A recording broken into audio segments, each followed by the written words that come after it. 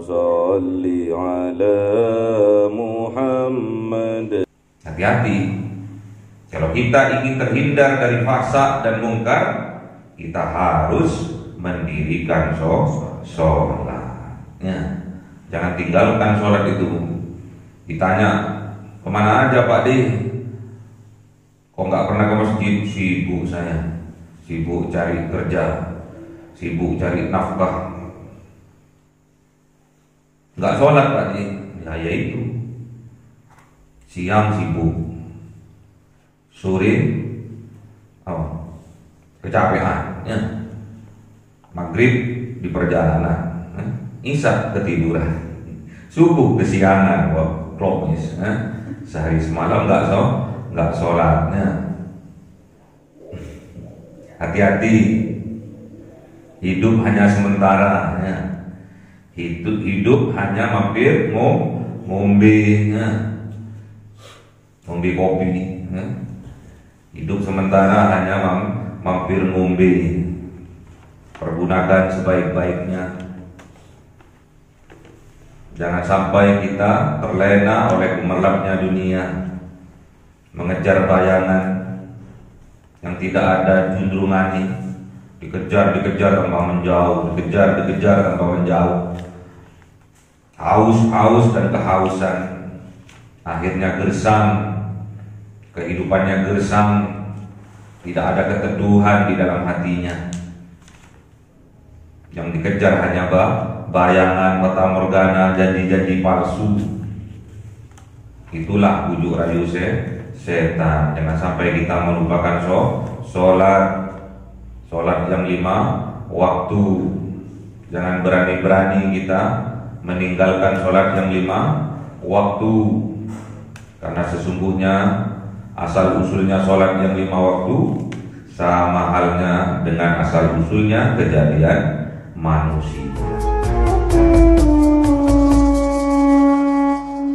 Allahumma sholli ala Muhammad ya Rabbi sholli alaihi wa sallim.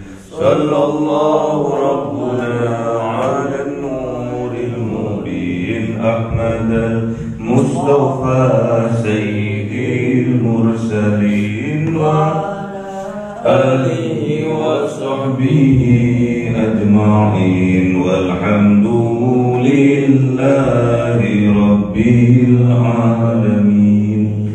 Kalam qadimul la yumallu sama'uhu tanazzaha an qawli wa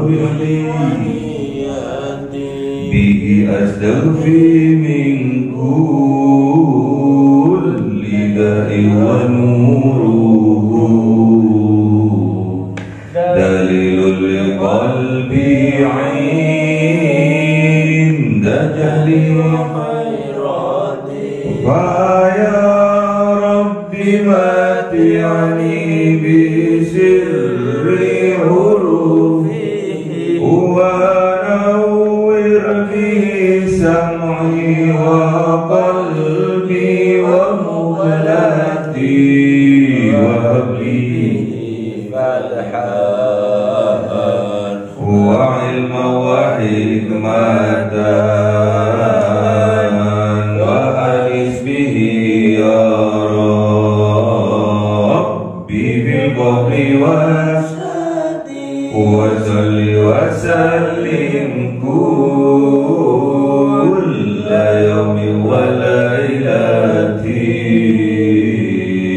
ala mabir yaqbalu tawbati wa ali wa ashabi kiramin a'immatin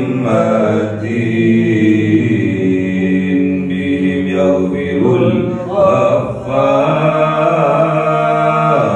dhanbi wa zallati. A'udzu billahi minasy syaithanir rajim. Bismillahirrahmanirrahim. Surah Al-A'raf 150. أعوذ بالله من الشيطان الرجيم. بسم الله الرحمن الرحيم. ولما رجع موسى إلى قومه غضبان أسفا قال بئس ما خلفتموني من بعدي أعجلتم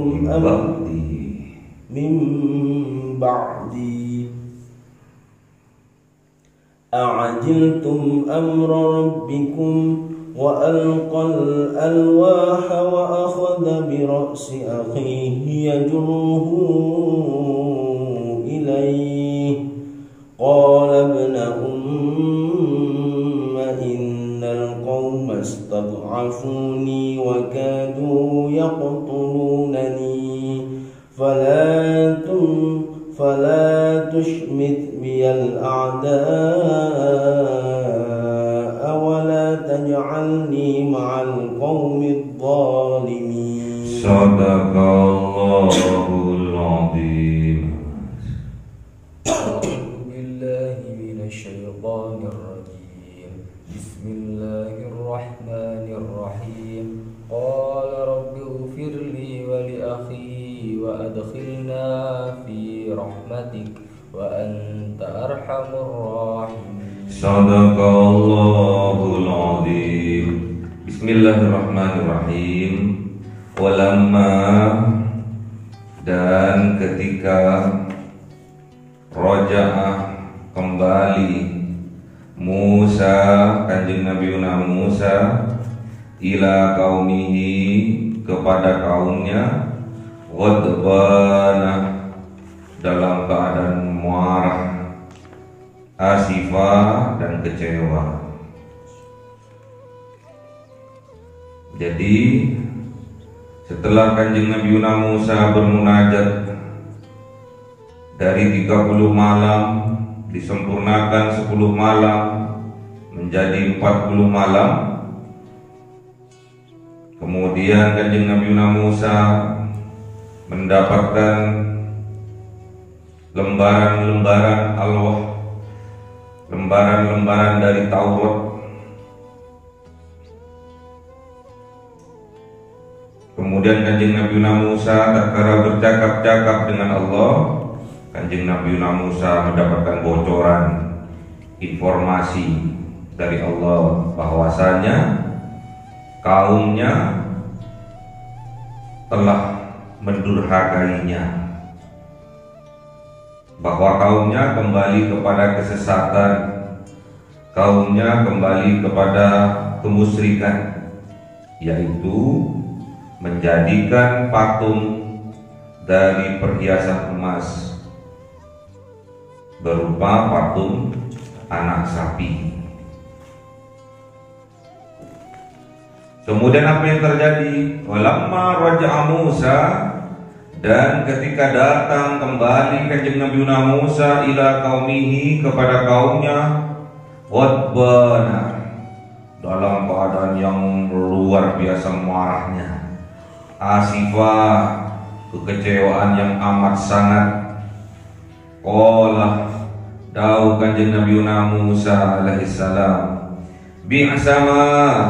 bi'sama khalaftumuni min ba'di, alangkah buruknya, betapa buruknya khalaftumuni, pergantian kalian semua terhadapku, min ba'di, setelah kepergianku. Jadi sebelum kanjeng Nabi Musa bermunajat, pamitnya sih hanya 30 hari. Namun kenyataannya disempurnakan oleh Allah ditambah 10 hari atau 10 malam menjadi 40 malam. Perubahan itu terjadi setelah kanjeng Nabi Musa setelah 30 malam tidak ada kabar. Malam ke-31, ke-32 tidak ada kabar. Akhirnya kaumnya ini kembali kepada jalan kesesatan. Bi'sama khalaftumuni, alangkah buruknya, alangkah jeleknya pergantian mereka terhadap apa yang Kanjeng Nabi Musa sampaikan. Inikah balasanmu? Air susu kau balas dengan air tuba. Itu khusus pepatah antara anak dan orang tua. Ya. Kalau habis manis sepah dibuang, itu tentang anak muda dalam percintaan, cinta monyet namanya. Kecewa Kanjeng Nabi Musa, marah besar Kanjeng Nabi Musa. Karena apa yang telah disepakati sebelum keberangkatan beliau bermunajat di Gunung Tursina atau di Gunung Sinai, ternyata kesepakatannya dikhianati oleh kaumnya, dan juga kepemimpinannya dialihkan kepada saudara kandungnya, saudaranya, yaitu Kanjeng Nabi Harun alaihissalam. Kecewa berat. Terus apa yang dikatakan Kanjeng Nabi Musa? A'ajiltum amru rabbikum? Apakah kalian terburu-buru? Apakah terburu-buru kalian ingin mendahului amru rabbikum, perintah-perintah Tuhan kalian? Oh, nggak sabar kalian. Kalau terburu-buru berarti nggak sabar. Kalau tergesa-gesa berarti tidak. Kalau terburu-buru kebalikannya apa? Tidak tenang, ya. Tidak slow. Kenapa kalian kok terburu-buru mendahului takdir atau perintah dari Allah? Tidak sabar menunggu kepulanganku, sehingga akidahnya kalian rusak, kembali kepada kemusyrikan, membuat sesembahan dari patung anak sapi. Ajiltum amru rabbikum? Apakah terburu-buru kalian menunggu azab diturunkan oleh Allah? Itu pertanyaannya, makna dibalik itu. Jadi mereka terburu-buru, padahal terburu-buru itu kelakuannya setan. At-ta'anni minallah wa ja'alatu minasyaiton. At-ta'anni minallah wa ajalatu minasyaiton. Pelan tapi pasti itu asalnya dari Allah. Terburu-buru itu asalnya dari setan. Boleh terburu-buru dalam 3 hal.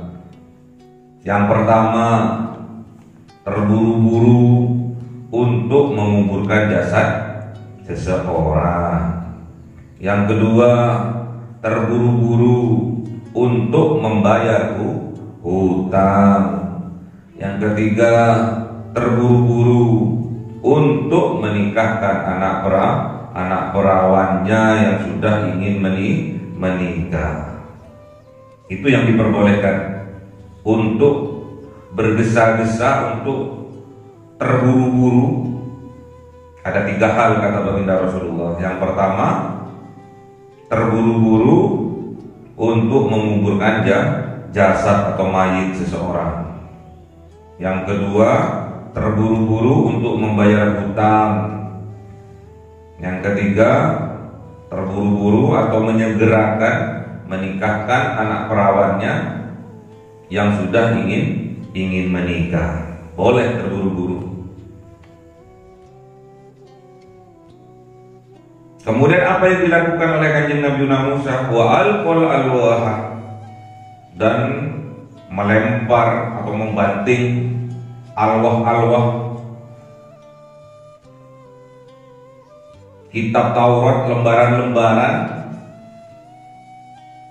yang terbuat dari kertas atau kulit atau dari batu, dilempar oleh Kanjeng Nabi Musa. Wah, kalau emosi kan gitu kan, sukanya banting-bantingnya, banting pintu, banting apa lah?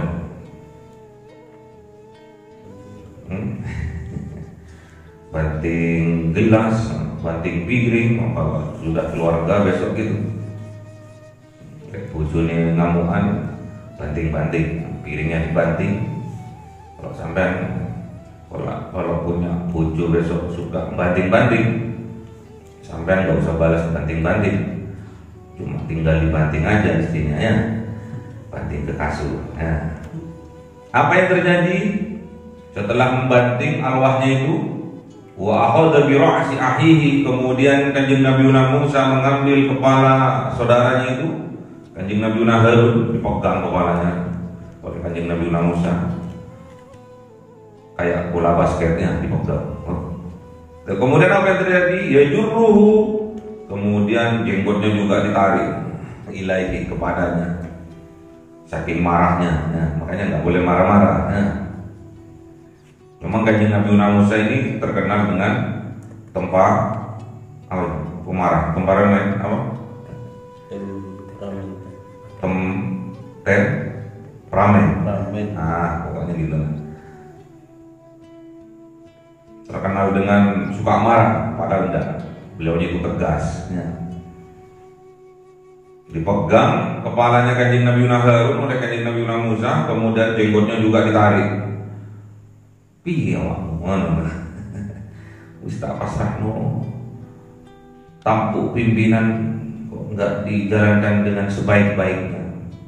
Memang Kanjeng Nabi Harun ini terkenal dengan penyanturnya. Sudah sabar, penyantun, lemah lembut.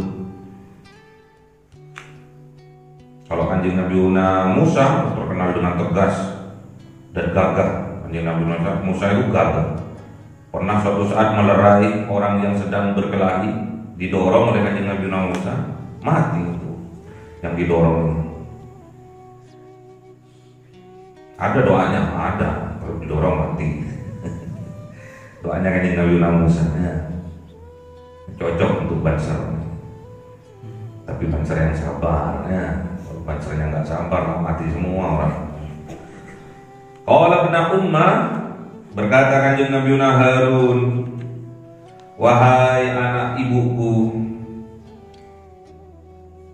Ibunya dibawa-bawa, ya. Karena ibu itu lambang kasih sayang, lambang rahim. Karena kita semua itu sebelum dilahirkan ke atas dunia ini berada di dalam rahim seorang ibu. Makanya dibawa oleh Kanjeng Nabi Harun. Qala ibnu Ummah, wahai anak ibuku.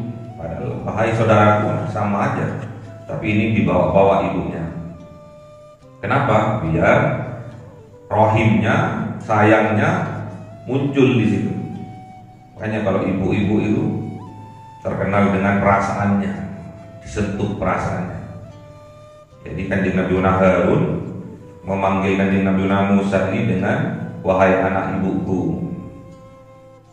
Anak ibu lambang dari rohim, kasih sayangnya. Semarah apapun, sampai mau tengkar, misalkan ada seseorang mau tengkar, kalau di Madura itu mau carok, kalau hadir seorang ibu nggak jadi, hadir seorang perempuan nggak jadi carok. Karena kelemahannya orang Madura itu pada wanita. Innal qaum mastad'afuni, sesungguhnya wahai anak ibuku, sesungguhnya kaumnya engkau, astad'afuni, mereka semua membuat aku lemah, melemahkan aku. Wakatu, dan hampir saja mereka yaqtulunani, akan membunuh aku. Karena Kanjeng Nabi Harun ini terkenal dengan lemah lembut. Makanya orang tatkala sudah berakhlaknya baik, tutur katanya lemah lembut, tatkala dihadapkan pada suatu permasalahan dianggap oleh orang lain itu orang yang lemah, padahal tidak. Padahal orang yang kuat itu orang yang bisa kendalikan hawa nafsunya, yamliku nafsahu indal ghadab, bisa memegang hawa nafsunya, bisa kendalikan hawa nafsunya, itu orang yang terkuat, bukan orang yang menang tatkala bergulat atau tatkala bertengkar, bukan. Tapi orang yang dikatakan kuat menurut Kanjeng Nabi adalah orang yang bisa kendalikan hawa nafsunya alias sabar. Orang pada umumnya, orang awam memandangnya seperti itu. Apabila ada orang berkata lemah lembut, diberi hati, maunya nambah rempelo, ya. Dikasih leher, maunya ngidak, ya. Hati-hati.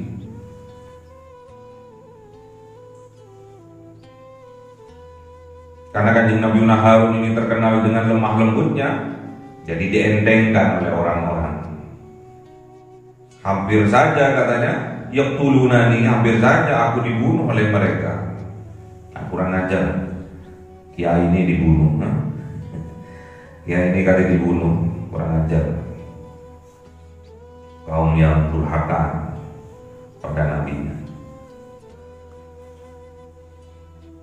Kemudian apa yang disampaikan oleh Kanjeng Nabi Harun kepada Kanjeng Nabi Musa, fala tusmit biyal a'da'ah, fala tusmit, maka jangan membuat mereka kecewa, biyal a'da'ah, terhadap kelakuan engkau kepadaku, terhadap a'da, musuh-musuh, orang-orang yang kafir tadi, orang-orang yang ingkar tadi. Jangan sampai mereka bertepuk tangan, bergembira melihat perlakuan engkau kepadaku, memarahi aku, memelintir endasku, menarik jenggotku. Jangan sampai itu dilihat oleh mereka, yang menyebabkan mereka bertepuk tangan, bergembira atas perlakuan engkau kepadaku. Itu katakan di Nabi Harun alaihissalam. Wala taj'alni, dan jangan menjadikan aku ma'al qaumidz zalimin, bersama kaum-kaum yang berbuat zalim. Jadi berbuat zalim ini yaitu membuat patung anak sapi dengan perhiasan emas kemudian dijadikan sesembahan. Berarti kalau kemusyrikan itu maknanya mendolimi diri sendiri. Mendolimi diri sendiri itu namanya fahsya. Fahsya setelah mereka mendolimi dirinya sendiri, udah berpenyakit di dalam hatinya, di dalam jiwanya, akhirnya pasti mereka juga akan mendolimi orang lain. Itu namanya mungkar. Hati-hati. Kalau kita ingin terhindar dari fahsya dan mungkar, kita harus mendirikan sholat.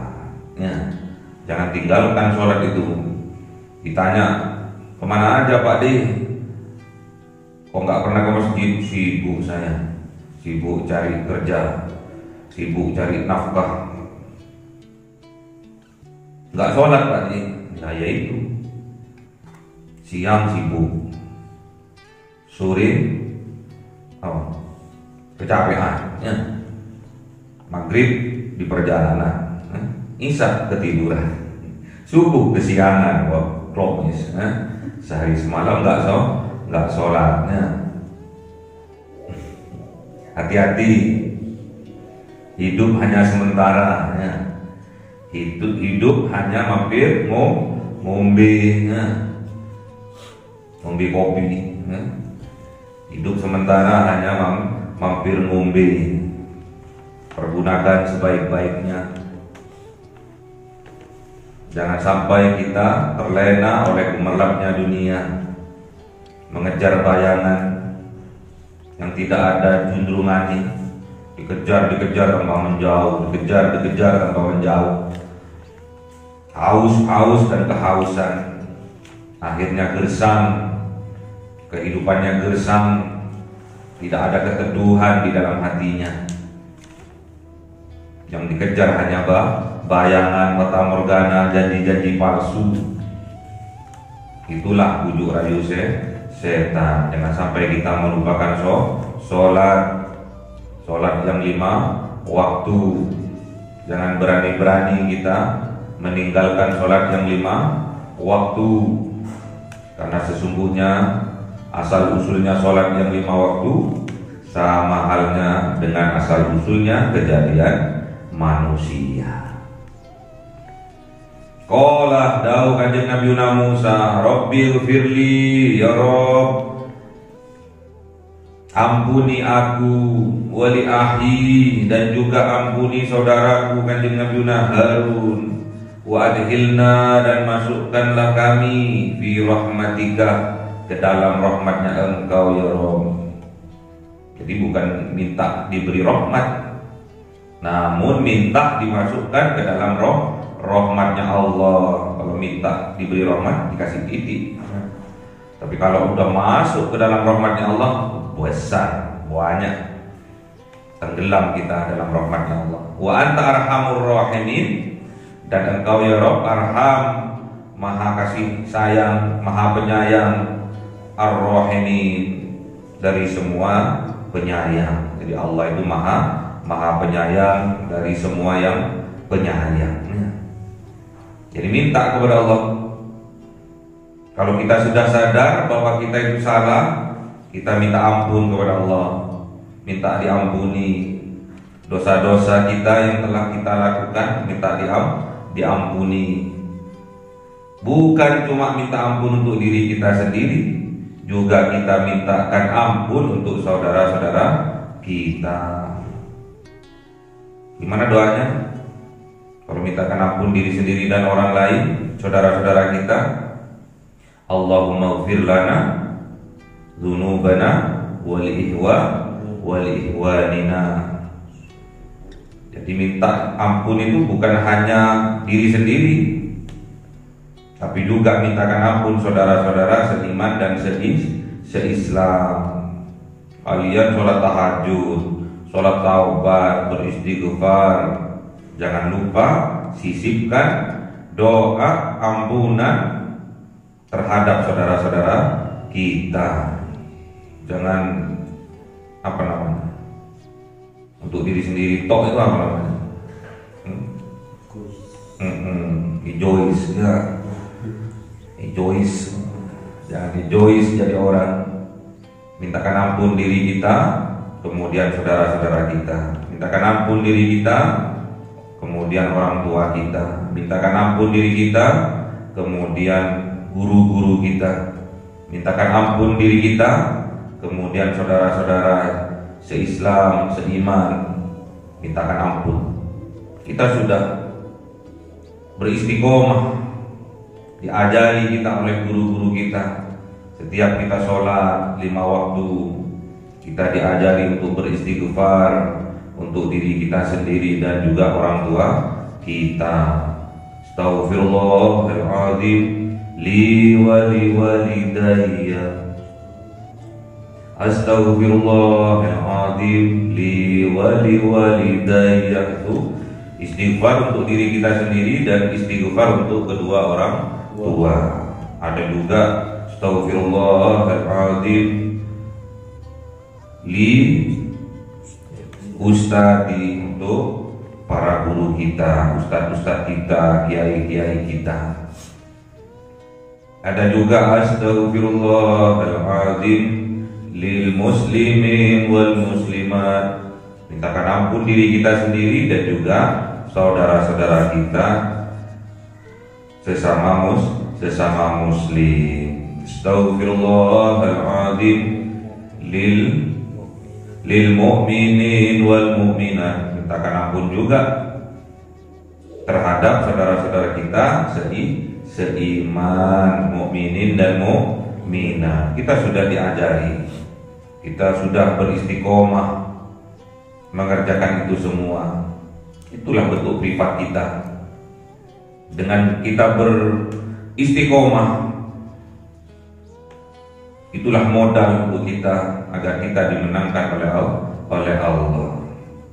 Jadi walaupun kita diuji seperti apapun, kita tetap kuat. Ya, hati kita tetap diteguhkan oleh Allah. Jejak, hatinya jejak, mentalnya kuat, bukan mental kerupuk. Ya, kena angin melempem. Nah, mentalnya kuat. Jadi kalian dididik, diajari, dicontohkan untuk bangun malam, mandi, jam 2 mandi, tahajud, istighfar, tasbih, bersolawat. Itu hanya untuk mendekatkan diri kita kepada Allah, agar kita dikuatkan oleh Allah, agar kita mendapatkan rahmat dari Allah. Kalau kita sudah mendapatkan rahmat, pasti pertolongannya Allah pasti datang kepada kita. Ya, yang penting mentalnya dulu. Ya, mentalnya dulu yang kuat, jiwanya yang kuat, urusan rezeki ini ngikutnya. Kalau mentalnya nggak kuat, kemudian berdagangnya hari pertama rugi, udah nggak mau berdagang lagi, mudah putus asa. Orang mudah putus asa, tandanya mentalnya tidak kuat. Ya, yang kuat dulu mentalnya. Ya, capek biasa, namanya privatnya. Namanya apa itu? Kalau capek itu kerja terus istiqomah, di privat disuruh kerja. Makanya kemarin di Malaysia itu udah ada slogan yang luar biasa. Jangan didik aku dengan kemanjaanmu, namun didik aku dengan kerasmu. Luar biasa. Pondok pesantren di Malaysia sudah mempunyai slogan seperti itu. Jangan didik aku dengan manjamu, namun didik aku dengan kerasmu. Luar biasa. Tegas, keras, luar biasa. Kalau di sini pengennya dididik dengan manja. Bangun le, udah mandi. Pengennya digituin, dilem, dilus-lus kayak kucingnya. Pus. Ya, yang keras. Kalau kalian bisa keras pada diri kalian sendiri, maka dunia akan lembek pada kalian. Ya, harus keras pada diri kita. Makanya seluruh pondok pesantren melakukan itu. Kemandirian. Ya, hidup ini keras nih, mono. Di dalam pondok aja keras, apalagi di luar pondok. Nah, hukum alam, hukum rimba yang terjadi kebanyakan seperti itu. Ada masalah, punya saudara di TNI, AU, AL, AD, dijak. Aku punya masalah, tolongin dong. Dateng, sak kopi, ya. Punya dulur di Mapolda, ditelepon.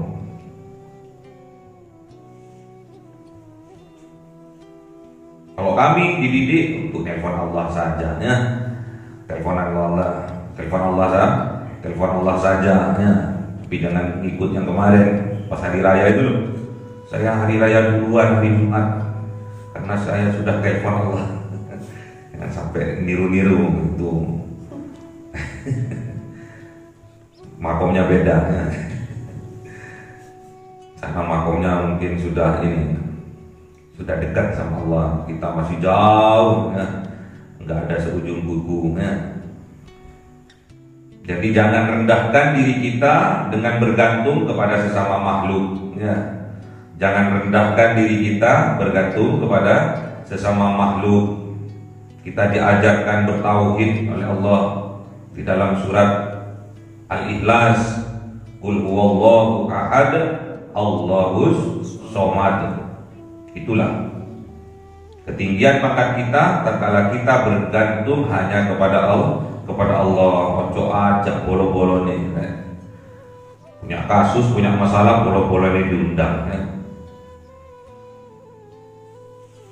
Punya dulur di Polda, ditelepon dulur.